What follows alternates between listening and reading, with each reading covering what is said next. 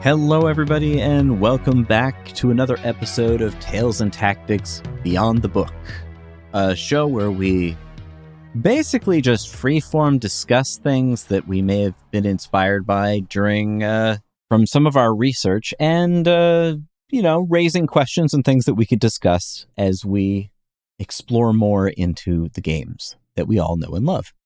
This episode's topic is the OSR, which can mean old school Renaissance or old school revival, depending on who you ask. The differences between those are they can get noodly, depending on who's talking. I've even seen old school rules as OSR, so there you go. Yep, there's another one. Yep. I think the acronym has, I guess it's more of an initialism, has gone beyond the original founding people who ever came up with that, and now is being repurposed by the spirit of the thing and the three letters that make it up. Exactly. I guess we can just kind of ramble through the idea about where this all comes from. I guess the short answer is just because an edition changes doesn't mean people stop playing the game. That's so true. Like an edition change is not a death knell. It's just that a different product from a corporation will be sold to you if you choose to buy it. Yeah, and not everybody who sees a new edition buys into it. 100%. I can think of one big new edition change right now that just hit the start of this summer, where a lot of people are saying, I'm dragging my heels and I'm staying in the old edition because I like it better. Now, that has always been the case. There's lots of people who play games that aren't supported, and good for you. No sarcasm, seriously. No, like it's a good thing. That is excellent. It's kind of like keep the games alive, It just because it didn't get like a source book this month doesn't mean it doesn't exist anymore. Yeah, and those games are still playable. They were playable then, they're playable now. It's not like if you get an OS update on your computer and then the software is no longer compatible and then you got to wait till somebody updates the software to do. No. Or you buy a new console and all your old discs are just coasters now. Yeah, right. So like the closest thing that I guess is in that case is that sometimes there are ideas or trends or notions or things become smoother and streamlined in some ways that then make it so that people looking backwards don't understand why it would be done that way or how to even do it in some cases. I mentioned in the last episode, THACO being sometimes a deterrent from people because they don't understand, or if they do understand, it seems awkward. But as I also mentioned in that episode, there's ways to do that where it's not that difficult. Truth. You eliminate the thing that people are annoyed with just by rearranging the math slightly. But as the OSR, I guess pre-OSR, it really has a grassroots kind of beginning somewhere toward the end of the 90s and into the early 2000s, but really picking up steam in the mid 2000s. And a lot of that kind of came off of the changes and perhaps perceived bloat in 3rd edition. Yep. And then probably even more cemented with things like 4th edition, which even caused 3rd edition to spin off into Pathfinder. Mm-hmm. So the schisming is not new to anybody if they're aware of the history of the game. Yeah. We even mentioned way back in one of our episodes that the game Tunnels and Trolls was someone's begrudging rewriting of Dungeons and Dragons because they thought they couldn't understand the rules and they liked the idea, but they also wanted to change a bunch of stuff. So like none of this is new. In this case, the idea eventually culminated around this goal of recapturing early play styles, which I guess in some ways are less dictated in such intense minutia and mechanical, the generous way would you say precision. Some people might call it bloat, but I think a lot of it comes off of some people reacting to 3rd edition D&D and 3.5. And then absolutely there's a huge shift when 4th comes around, because 4th is almost trying to go back to the tactical roots, but at the exclusion of everything else, and also missing a lot of the point, which is really cemented in the OSR movement, which is rulings over rules. Yes, that's a really good phrase to impart to the audience. Rulings over rules is a way in which OSR encourages you to rely on the rules and not just make stuff up. But to use the rules as more of a precedent for decision making as opposed to a prescriptive process that you are to follow in every instance. Yeah. I also see the OSR as an interesting product of technology. Okay. Sounds odd to me. The ease of producing and the ease of access, especially with things like the PDF file and the print on demand a little later on, really made it so that people could create packaged, more or less professional interpretation, like materials that could be distributed online or eventually distributed through mail order as needed. So I feel that began to come up. Now, in some of these cases, these companies really began to build themselves on becoming a publishing company. And with some of what I call OSR-adjacent, like Dungeon Crawl Classics by Goodman Games, they were a well-established third-party developer for Dungeons & Dragons all the way into 3rd edition, and I think even earlier than that. And they came up with something that was akin to that idea. Yeah. With their own choices. But I feel that a lot of people, what people refer to as the core of that thing, and I like to think of the minutia and arguing around the way that people discuss this is very similar to a niche genre of music. Yeah, it is. Where people argue semantics, and there's like, I don't know that you'd have like the proto and post monikers sort of attached to that you would, like proto-punk, post-punk, that kind of thing. Yeah. But you definitely have what I think of as OSR core and then OSR adjacent, and then there's a number of things in between there that kind of land in the middle. Yeah. So OSR core, the first thing I think of is Necromancer games, the 3rd edition rules, 1st edition feel kind of adventure structure. So these were like modules effectively. Then there's Kenzer's Hackmaster. Oh, yeah. Which was a parody, I think, at first to AD&D, but then became quite popular and people really enjoyed it. Then you get Troll Lords, Castles, and Crusades, 2004. Mm-hmm. So I think we can get into later. What does that feeling actually feel like? And some of that was in our previous episode. But for me, the big one, the big splash or the big statement in this has got to be 2006 OSRIC.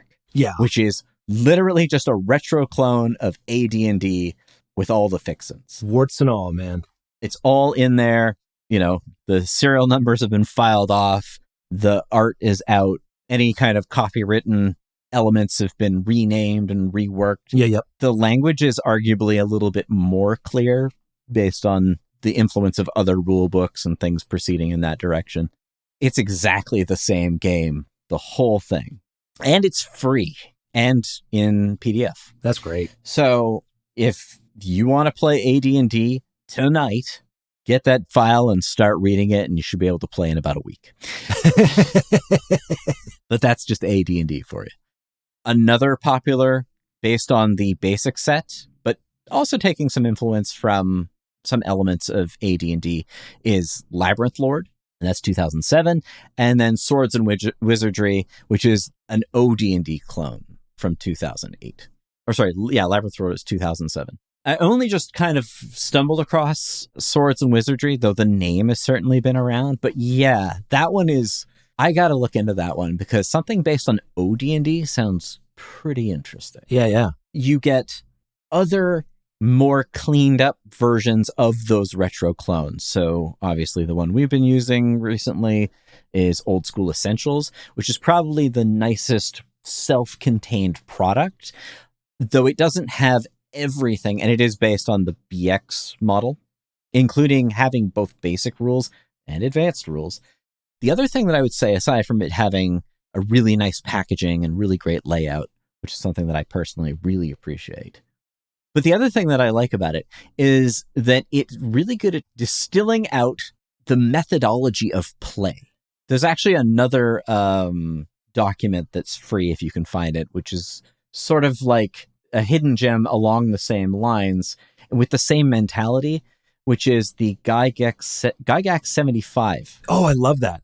Sometimes referred as Gygax 75 Challenge, which is basically a bunch of articles that Gary Gygax wrote about how to start a D&D game without killing yourself, or essentially what is the basic stuff. And then someone, I should look up who that was, but an author took that and then made a very succinct checklist and kind of a reflective, instructive way of explaining how to do that, so that it turned it into something that you could use rather than the mad musings of the great wizard of Greyhawk.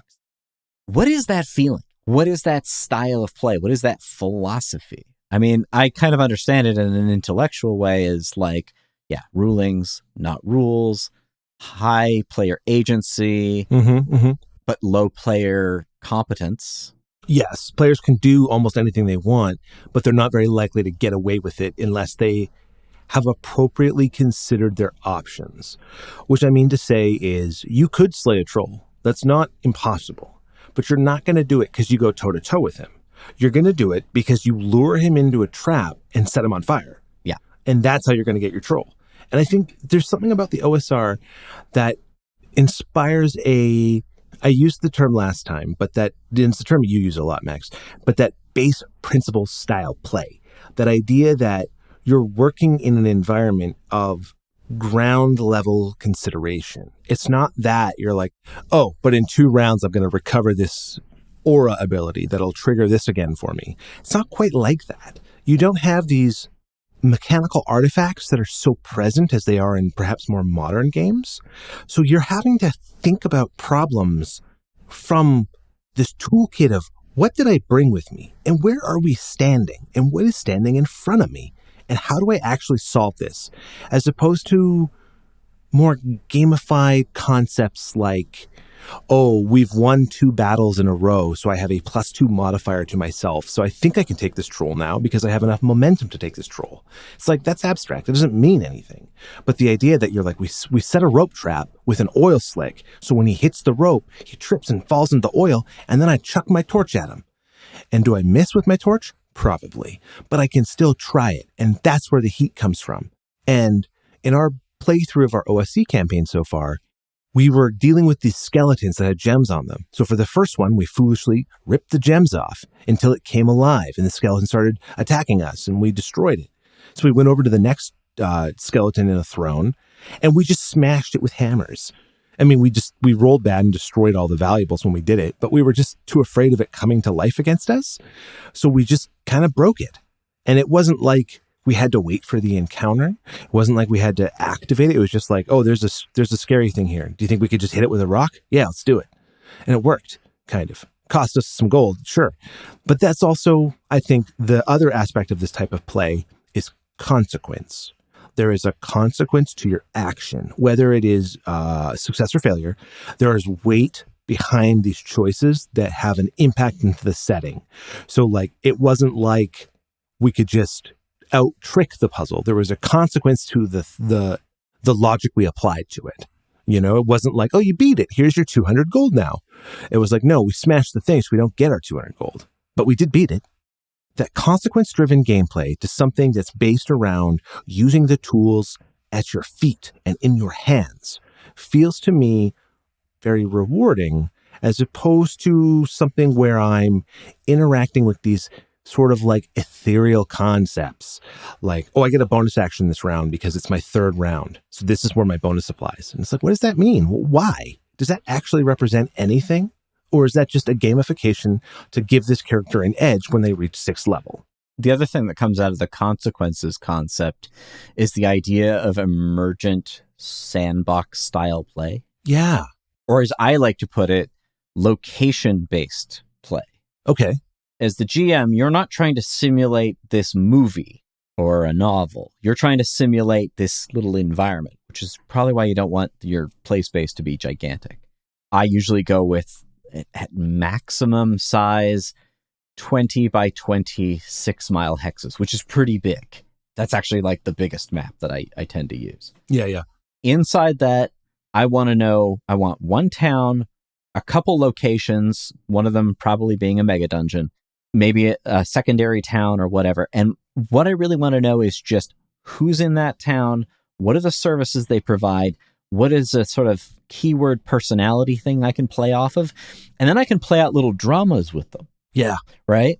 And I can even make that a solo thing where I just take that character and I'm like, what do they get up to today? And I've got little like rules for like little things that pop up, you know? Oh, there's a rumor somebody heard about somebody else. And then that sets this off. And then when the players come back, they're like, oh, something's going on. Yeah, the barkeep won't let the blacksmith and his family come to the tavern anymore because of a fight over something, right? And now you got to like be peace broker or something. But that's the thing, is that it's about these little like kitchen sink dramas that are happening in your world that are not some big epic plot. And you can also thread in a big epic plot. You can have a big bad with a plan, but it's not like there's a story beat and that villain's plan is going to happen no matter what on this time. Like when I'm running my villain, they're like, you know, they have their goals and they're sending out minions and stuff. And that minion is basically a little battle line party that goes along and they also run into random encounters. Some of them don't even get to their destination because they're a bunch of dumb orcs or goblins or something, you know, and they have morale checks. I run it like a war game basically, but at a very abstracted level. You know, that's why I love my hex map, because I can have all these little secret counters that the players don't know about, which are minions, essentially. Minions and henchmen of the villains. And where are they? And with a little note about what they're doing. It sounds like I'm giving this away because you are playing in this game, but you don't know what any of that stuff is. The fact that I'm using it is just a thing, right? I'd like to say the faction turn, as the term popularized by Kevin Crawford in his Stars Without Number and Worlds Without Number and Ashes Without Number, et cetera, et cetera. The stuff without number. Yeah, stuff without numbers is great.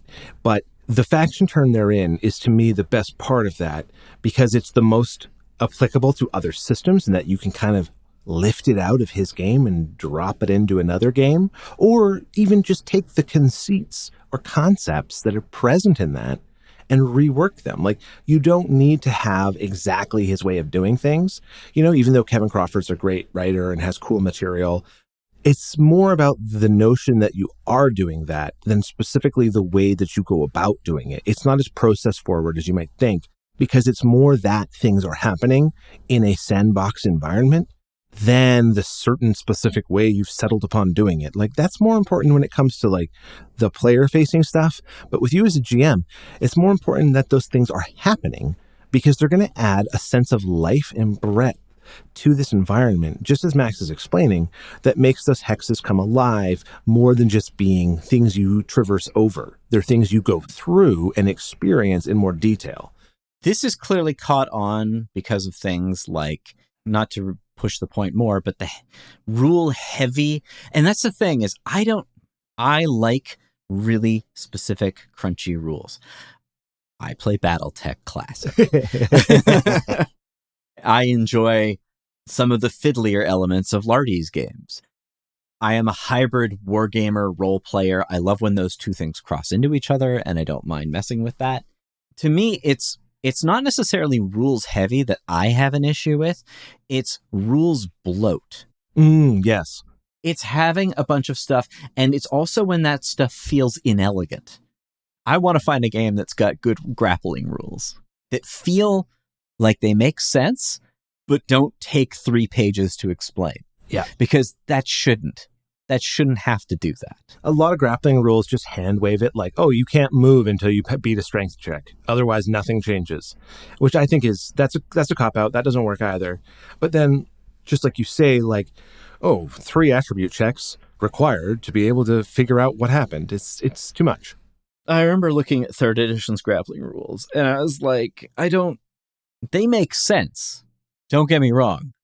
But there must be a more elegant and straightforward way, because this is something I think I've referred to as the shotgun problem, and grappling falls into this category as well. You could call it the grappling problem. So in a lot of skirmish games, certainly older ones, because shotguns fire a spray of pellets, a lot of excessive thought goes into how that spray would work, what the patterning is, should you use a template to determine the distance of it. But it gets so noodly that now nobody wants to take that weapon. Yeah. And the grapple problem is the same thing. It'd be really cool to grapple somebody and maybe like throw them, or hell, you can go full WWE and like suplex them. Totally. That'd be awesome too. I think there's a huge need for a new pro wrestling role-playing or like combat game. But when you make it too difficult to even want to attempt, then nobody's going to do it. Nobody wants to do it. Because I don't want to have to look through this procedure. The GM doesn't want to slow the game down. Everything goes to a dead halt because this. So I think that's a really weird example, but it was a lot of that people were kind of sick of. And they're just like, just roll opposed strength checks, and then that guy's got to roll a strength check every time afterward. And if he breaks it, then he's out of it. And if you don't, and he can't, and you've already got him, then you could do something else with him. Maybe throw him off a bridge. Yeah. Like, I admit, I like games with a lot of factors. I like synergies. I like stats. But I don't want anyone to start panicking because of all of that content. I don't think it's necessarily the amount of rules, because a lot of these older editions, like AD&D, is crazy when it comes to rules, especially first edition. Right. Super specific, super almost simulationist, not unbearably, but there's definitely games that are worse. Hero system. I understand that that's one impulse, but I don't think that was all of it, because I know that gets bandied around as being like, oh, well, it was a reaction to too many rules. And I'm like, I think it was the kind of rules and having way too many contradictory so on and so forth. I think that was more of the issue. And once I got out of the D&D 3rd edition ecosystem and I had some time distance to look back on it, I don't like it. It's got a lot of cool things in it. I honestly think the best thing, the purest version of that game is actually D20 Modern. Oh, of what 3.5 or 3 is. Yeah. Because it doesn't have the baggage of trying to be D&D, and so it actually goes way further with the concept. And yeah, it has a lot of stuff in it, but it's true to itself, at least. Whereas I feel for D&D, it overcomplicates something about it, and it feels bogged down in a way that at the time I didn't think so. It had a lot of really good ideas. Ascending armor class is a good idea. Streamlined saving throws is an excellent idea. Alignment-based weapons, get more use out of alignment. There's all of these little things that I think were good. Ultimately, I think that the open game license was a good thing, but man, the quality control was not there. Right. That was kind of the point. But man, there were so many books. When you went to the store, you're like, I don't know which one of these is any good. Very often, and it's funny because this is a lot of where I was studying like art and layout for books. I would actually judge them based on the layout and the quality of the art. And looking back on it, that wasn't the worst criteria to judge it on. That saved me from buying a lot of crap. So I don't necessarily agree with the idea that it was too much rules. I also think that the end of 2nd edition ran into the same problem that 3rd edition ran into by the end of it. Yes. There was too much stuff, and it was unbalanced, and some of it was contradictory, and it ranged in quality and compatibility, and it just caused a bunch of burnout where people wanted to go back to a slimmer, easier experience. And then people are like, oh, well, I really like that basic and expert set, which is funny because, as we mentioned in the last episode, if you follow that genealogy all the way to the end, it's a pretty crunchy game by the end of it. It certainly is. But I think it's more about being true to the intent. The problem that I've seen with 5th edition is the same problem that I've seen with 3rd edition, which is it tries to be everything to everyone, and it ends up coming out like a bunch of mush. I know what you're saying. I do. It's not any specific problem. Like, there are specific problems packed within that, but yeah, that's my personal gripe with it. And I think that's a lot of what people in the OSR have latched onto. I just think like there was an ad just run by Wizards, right? That had, why would you be a good game master for your friend group? Because you love to tell stories. And it was just such a forehead smack because like that is totally what's kind of gone wrong with modern role-playing in the capacity of Dungeons & Dragons, where it's all about this bespoke story, not the story that you find, not the story that's dynamically told through the consequence, through the actions. It's like this beat for beat, like, well, the vampire is going to be waiting for you at the castle. So if you take 3 days to get to the castle, he's still waiting for you at the castle because that's the next story beat. You know what I mean? There's no grounding to what may happen based on choice. It's prescribed. So there's this adage that I've heard, which is people who think happiness is the goal of life miss how happiness is created. The idea being living a good life and doing all of like the things that you're supposed to do that, being responsible for what you do, blah, blah, blah, blah, will create enough stability and prosperity in your life that you will then be happy. If you aim for the happiness as being the goal, you might do short-term things that'll actually cut you off of a larger thing. I think that that's true in this case. If you think that the story is the goal and not the pleasant byproduct, and by which we look back at the game and say, hey, look at this cool thing we did. If you start aiming directly at that, then it seems contrived. That's my feeling.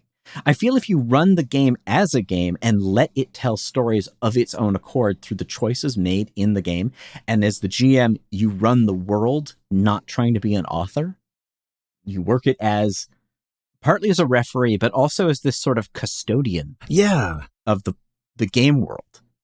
If you like solo gaming and other things like that, you can have fun with that same world and have it mean something to someone else. I think we mentioned before that it's like a bad game of telephone, like the game Telephone. Yes. Yeah. There's generations of people playing the game and they're introducing other people to it. And then the hook ends up being the people who end up designing it eventually end up being the people who've heard these really cool stories and now think that the stories are the point of the game. Mm-hmm. And so they try to fast track it into that. They negate game balance and a sense of like how the mechanics focus the plot. This is one of my big issues with Apocalypse World. Okay, yes. Is that it feels like it's coming from this, but I feel that's not fair to say necessarily about it because it is a really different sort of game. Having really tight but easy to understand mechanics makes it so that the mechanics disappear. It's a sort of, actually, to go back to another thing that I remember talking about was the Wiimote thing, where swinging your remote controller around to simulate sword combat is more immersive because it feels more like swinging a sword around. Well, no, not thinking about where the control, totally losing cognitive, like merging with your controller because your hand movements are just little twitches and you forget about what your hands are doing is more immersive than waving your arms around because you feel the artifice of you waving around a remote and pretending it's a sword. Yeah. This is sort of, it's the same disconnect, right? It's, we want to tell these big epic stories. I'm like, yeah, you can. But after a while, that's going to get boring because you realize that you're basically just playing a choose your own adventure novel that's being read to you by somebody else. And there's a lot of fun to be had in these very narrative forward forms of play, but that has to be in my opinion, the express intent of the thing. Like a great example would be like a fiasco, where the whole point is to tell a fun story with your friends, and every mechanic is in support of that. If you look at D&D 5th edition, for example, it's having an identity crisis, where it's like, here's a bunch of tactical combat that doesn't necessarily produce cool stories, but certainly can. But here's a bunch of tactical combat and feats and stuff that you can use in that. Also, let's tell a grand narrative. And these two things don't always meet in the middle. So it feels like there's these two tracks of play that are parallel, but they don't bridge. And it would take a talented GM or a dungeon master, I guess, to add a lot of meaning to the things that are the empowered verbs of a 5th edition character in relation to them plugging back into a story. It kind of feels like it feels like a bad superhero story where it's like, there's a plot happening, and then the heroes just use their powers to the side just to keep demonstrating they have them and beat up, like shadow minions. But then they can contribute nothing to the main story with those powers other than being present to do whatever steps are required for that. Like, it feels there's a divide between the very aspects of how you build and use a character and then what role the character plays narratively, which is becoming greater and greater and greater, the focus of the thing. Yeah, I think it's sort of looking at the hand that points at the moon kind of thing, rather than seeing the moon for itself. Yes. Here's another, let me flip this around. Hit me. The idea of the retroclone of the thing, I appreciate what that is because it's preservation. You're preserving a rule set. Yeah, yeah. But I don't know that I've found any of those games to be necessarily to my liking. As I said before, older D&D versions, I don't see the point to using THAC0. I don't understand why I understand why they use these weird bespoke saving throws, but I don't think we need that.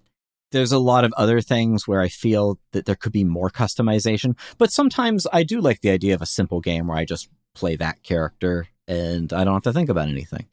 So I don't gravitate so much to those, mainly because I'm thinking about the design as a designer, and I like looking at them so that I can strip mine them for ideas. Yeah, yeah. I get that. I have a lot of games I don't play. Oh, I forgot to mention that a lot of the stuff that the popularity of the OSR came up through one, I think, the Grognardia blog. Yeah. Which is the high soapbox for the entire movement for the most part. And then also a lot of other blogs and retro gaming sites. And YouTube's, stuff like that too, right? Like to help propagate, are you aware of this on drive-thru? Because also we have to commemorate drive-thru RPG as a great source for the distribution of a lot of indie RPGs that otherwise would never have gotten even a digital shelf space. Yeah, for sure. And also through conventions by way of the zine culture. Totally. Things like Fight On, Knockspell, Oubliette. Oh, yeah. And then those would spawn into other things, especially like when you get to what I call OSR-adjacent, which are not OSR in principle. They're not core. They're not retroclones, which is the heart of what OSR is effectively preservation, nor are they curations of optional rules, which I would say is also OSR, but they are whole new systems that try to capture the spirit of older systems. So I'm talking about, these are your dungeon crawl classics. This is your Lamentations of the Flame Princess. This is your Knave, Tunnel Rats, games like that. Even Zweihander in a way, right? Yep. Or like non-D&D things like Mutant Future being effectively an homage clone of Gamma World. Yeah, yeah. That's also sort of, I feel like Crawford is on a bit of a different level. He's sort of doing his own thing, but it is in that vein. I do think of him as kind of fitting around. He's sort of floating around the outside there, orbiting in his satellite of generative tables. Yes, exactly. Those are the ones that I see. I think I personally like playing more because they are taking lessons from the past and trying to marry them with more modern storytelling. Oh, of course, Shadow Dark. Oh, yes. Also, there's some weird little side ones like Grok. And I emphasize the question mark because it's in there. Which is sort of like an acid fantasy role-playing game. And also things like the way that Troika is a readaptation of Advanced Fighting Fantasy. Right. But like really blown off its hinges and sent into some kind of other reality where anything could be anything. And then also the revitalization of Advanced Fighting Fantasy as a system, including them putting out Titan Games putting out a new rule book for, what's it called? It's basically a sci-fi version of the same system, which is very cool. And the succinctness of it fits along things where, like, if I wanted to play, I've read through the copy of Metamorphosis Alpha, and I love the idea of the game, and I love some of the content, but the rules are they are a bit archaic for my liking. It's cool that there are other systems that have similar rules that I could play on and make something work. I think the main thing are the themes and the lessons. And honestly, now that there's been a lot of faltering by Wizards with 5th edition and 5th edition and 5.5 or whatever they're calling it. Well, even Pathfinder in their regards with their Pathfinder 2.5 now, which is just like how many, like my friend got a good number of Pathfinder core books for 2nd edition, having fond memories of 1st ed Pathfinder and 3.5, just to find that like 2 years later, those are all requiring errata or basically not as up to date as they seemed they would be. You know, they're not as evergreen as suggested, perhaps, and that could be a bit of a burn. And then you can look at OSR, and it's like, oh, here's a PDF. We'll update it for free over the little while that we keep working on it, and then it's just like a $19.99 PDF online. You just get that, or you can pay the $40 to get the hard copy from the website, stuff like that, right? And it makes me feel like there's more room for the consumer to check out and test things and find what really works for them, as opposed to be like, well, I got to spend $150 to get into the system with all these hardcovers and hope they don't change. So I'm just going to pay only this entrance fee once, play this game. Even if I don't like it, I don't care because it's the game that I bought. You know what I'm saying? And I feel like that's the thing that surrounds commercial games is like, oh, did you overinvest in it and now you're trapped in it? You know? PDF downloads are a good way to kind of like at least try something else, or free RPG day. There's usually someone's putting out a module to that. But like, I think that both for the price point, for the variety of stuff, for a lot of the fan support, which is something that is so complicated when you get large publishers involved and like bigger game companies. Yeah. Obviously it preceded this, but like OSRIC to me was like, that's like the seed that kind of like, I see a lot of the things threading at. That's the culmination of the very early rumblings. And then it's like, hey, we can just reprint this entire game, kind of following the same idea as the open license from 3rd edition. It's effectively abandonware. Yeah, yeah. And you can't copyright rules. I'll just say that. You can only copyright the fashion by which they are written and the art. Yes, right. And some of the trademark concepts, which are mainly names. So that was one end of it. And then following this wave of stuff happening, and then it ending with Shadow Dark punching way above its weight. Yeah. When it came out.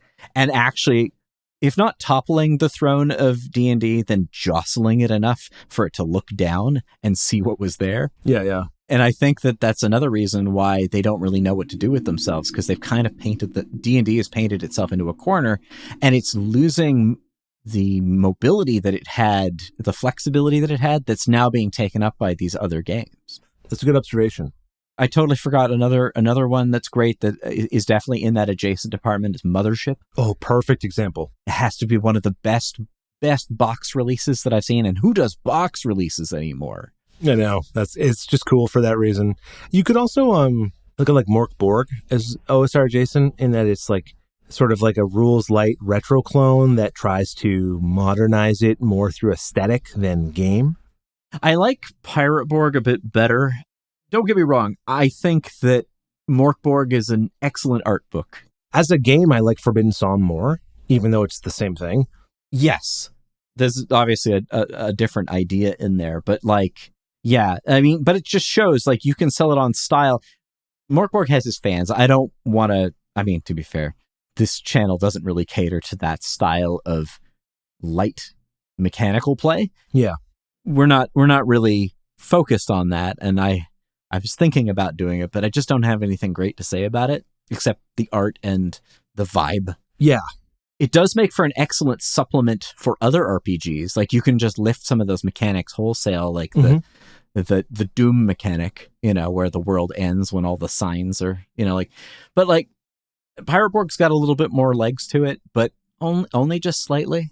Anyway, I don't want to go off on a rant on that, but like to me, that's a whole other direction where it's like, oh, we're going to simplify the rules way beyond whatever it was. And now it's really interpretive. And I like some explanation of what happens in these situations, because if I can just control everything and it gets a little bit repetitive. And if I want to write a novel, I'll just write a novel. I think it's just me speaking as a game designer. So if you like that game, more power to you. Totally fine by me. But there's so much going on there. you know? I think a lot of it has to do with the idea, like it used to be more so that local gaming groups did things their own way. They would use a rule set, yes, but they would adapt it and transform it and turn it into something more personalized. And I feel like larger, more like big corporate publishers don't facilitate that very well. And it's cool to see the OSR rise and give sort of this return to the idea that's like, no, it's more of a toolbox. You use the parts you want. Than like, here's the giant thing or the tight, small thing, whatever it might be, but you must use all of it or none of it works. And I like that compartmentalized design of a lot of the old style games of the OSR, even the modern OSR who still harken this, where it's like, if I don't want to use all the proficiency rules, well, I don't have to, and that's fine, and no one cares. And I like that. I think there's a lot of flexibility in that. It's not choose your own adventure, but it's build your own adventure. Yeah, it gives you a lot of parts. Oh, that was the other thing that I thought was, so the one that really sold me, at least initially. I do have some issues with it as well, but Dungeon Crawl Classics. I loved ECC. That's such a good game. The Zoki dice were weird, but otherwise, or the Zachi dice, but otherwise, I'm into it. Yeah, and I have all the dice. I still play. But the thing that I realized was so amazing about it when I was digging into it was that all of these other games that also used D20s and also you kind of built along the same lines were so easy to adapt. You could just fold a lot of them. As I said, I took Dungeon Crawl Classics and I added more of a horror vibe by folding in. I preferred the mechanics of that game, so I folded in Morkborg. Yeah, that's where you use the Doom Clock and stuff. Morkborg, to use the proper pronunciation. Yeah, it created this edge to it where I was using it more like as a source book to flavor out, but I preferred the mechanics of DCC. And I've seen some people play around with similar ideas where they've taken DCC stuff and ported it into Shadow Dark. That's cool. Because it also works and it adds a wacky, wild element. One of the issues, I guess, that I found, though, what I just mentioned kind of saves it quite a bit, is that it's a little hard to find modules to run that fit a rule set unless they've been totally retailored. So some things fit rather well, but if you're switching from descending AC to ascending AC, fairly easy.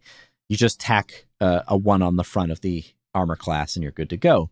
But other things like translating how saving throws, or some games use a single type of hit die, whereas other games use varied hit dice. And how do you translate the amount of hit points between? It's basically getting adventure modules that they're either built exactly for that system or they're built broadly and you kind of have to adapt it yourself.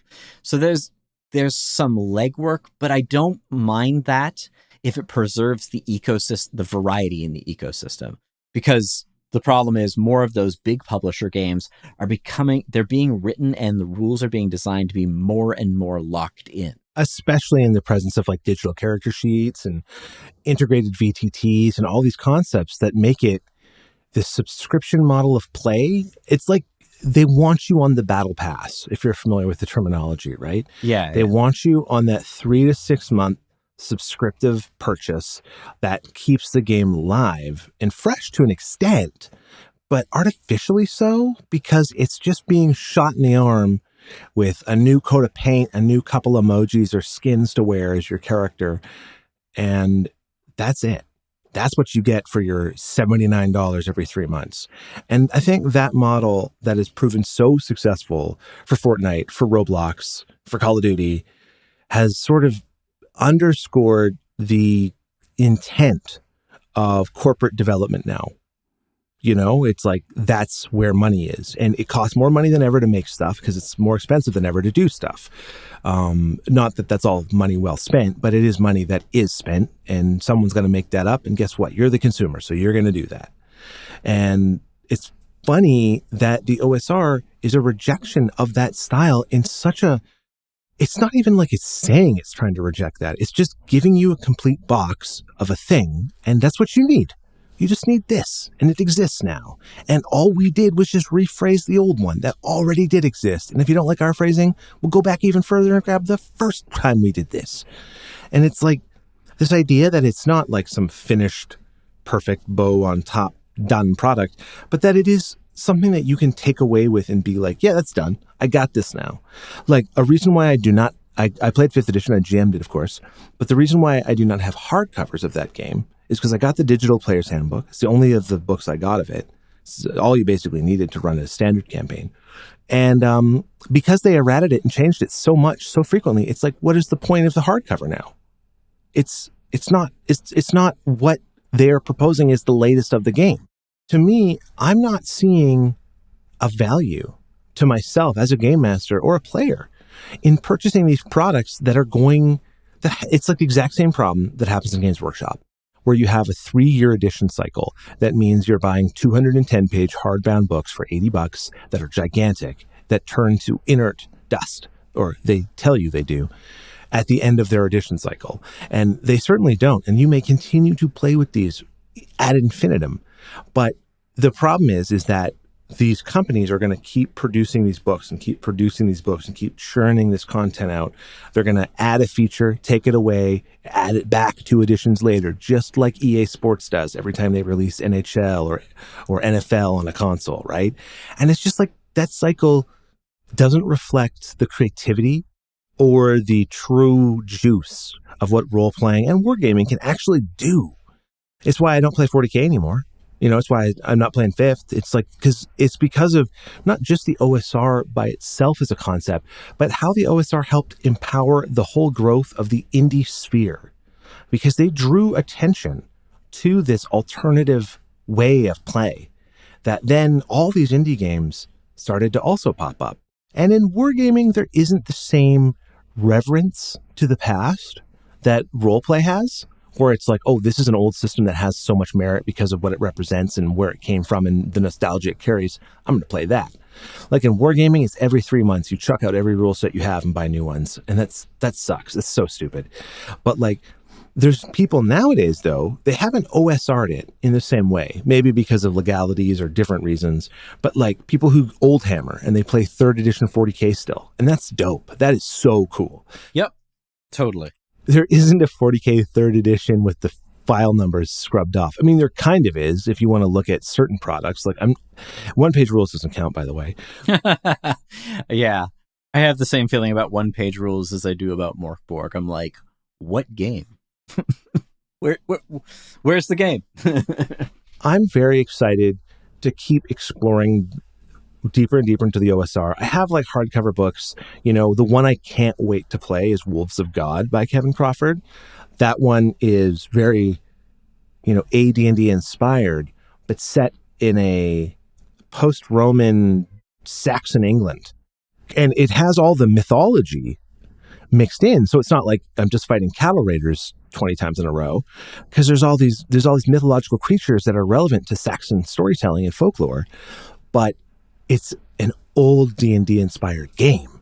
And that to me is so intriguing. It scratches my historical interest. It has the fantasy of fighting these beasts and these otherworldly creatures. And you get to do really sick, cool RPG stuff with systems that matter. Like, and by matter have consequence, I mean to say, as opposed to just simply be like, number goes up. Hopefully I get that aura that makes us all have a +1 movement score. And again, that doesn't mean anything, like, It just doesn't relate to any practical element of a lived universe, And it's why I don't grok with a lot of these more modern war games where it's like, what's the story you're telling? What's the narrative here? Oh, I'm within 6 inches of that guy who's within 6 inches of that guy. And we've chained our power. And it's like, there's nothing there. Yeah, right. It is utterly vacant of something that you would want to tell your friend about afterwards. Oh yeah, well and it's all being done for the sake of accessibility. Yeah, They want to increase their market share, and the best way to do that is to spread it to as many people as possible, which means making it as simplified as possible, trying to also then balance that with legacy players, which is not possible because they're going to get annoyed that you're changing stuff anyway, and then also to just try and rope everyone in by watering everything down. This is something that happens mechanically, thematically, and it also happens in the way that they expect the players to be able to behave at the table. Like there's this certain like lukewarm level of agency nowadays where it's like, okay, I'm going to say this first. I don't like when the thief robs the paladin when everyone's camped. Like that's annoying and can ruin a party dynamic fast. But the fact that nowadays, like there's not even so to speak, a button for that, if you want to put it so crudely. Like there's not even a way for you to act in a contrary interest to another member of your party, unless, of course, the GM is just freeballing that outside of in the way that any GM could do that anyways. And then if you're doing that so much, why are you using something so nailed down as one of the big budget systems when perhaps something in the OSR or indie sphere could give you that for way cheaper, for way less effort, and a lot more heart? I totally agree. I don't think there's more to it than that. I want to be a part of a OSR adventure writing or rule set development. Like I'd like to be a part of that more than I'd like to be a part of a big, huge thing where I'm one of 200 playtesters, no, I want to be a part of like an intimate development where our individual observations and feedback and choices add towards something, as opposed to it's just like, oh, you're a drop of sand in a bucket. Good luck. Maybe the creative director will notice that one thing you like, and maybe they'll make that a feature. But otherwise, you're not important enough. Where in the OSR world, it feels way more like we're all just peers. I mean, some people are very successful and they've launched their careers and have great YouTubes and publishing careers now. But everyone's just kind of someone trying to tell their version of the same thing. And I find that refreshing. I mean, I think that's the thing that we're saying is that people are just going to keep playing the games that they like, and that's what they should do. And if they come up with something that doesn't jive with you, just don't use it. It's not like it's baked in there. Mm-hmm. Your old books aren't destroyed. They're still valid. The original authors would love it if you kept playing their games over some of the newer ones. These, it's cool. There's a lot of value to some of these games. And yeah, we've talked a lot about how Warhammer 4th Edition Roleplay by Cubicle 7 is mechanically such a good iteration on those games, right? So it's not like all new role-playing games are junk. We're not suggesting that at all. It's just that in these older ideas lies a certain heat, a third heat of drama and player agency and action and consequence that is becoming way more absent in the games of today. And OSR and indie games and these traditional classics hold that, and you can still jam on those. It's just, so if the main games like Daggerheart or D&D or Drosteel, if they don't appeal to you because of what they focus on, luckily there's a lot of stuff that still could. Well, I guess that'll do it for now. Until then, be good at your tables and happy gaming. Happy gaming. We hope you enjoyed delving into today's episode. A big thanks to all of you out there for joining us. If you want to continue the conversation, you can find us on Instagram and YouTube at Tales and Tactics Podcast, or on all popular podcast platforms. Join us again on the next exciting episode of Tales and Tactics.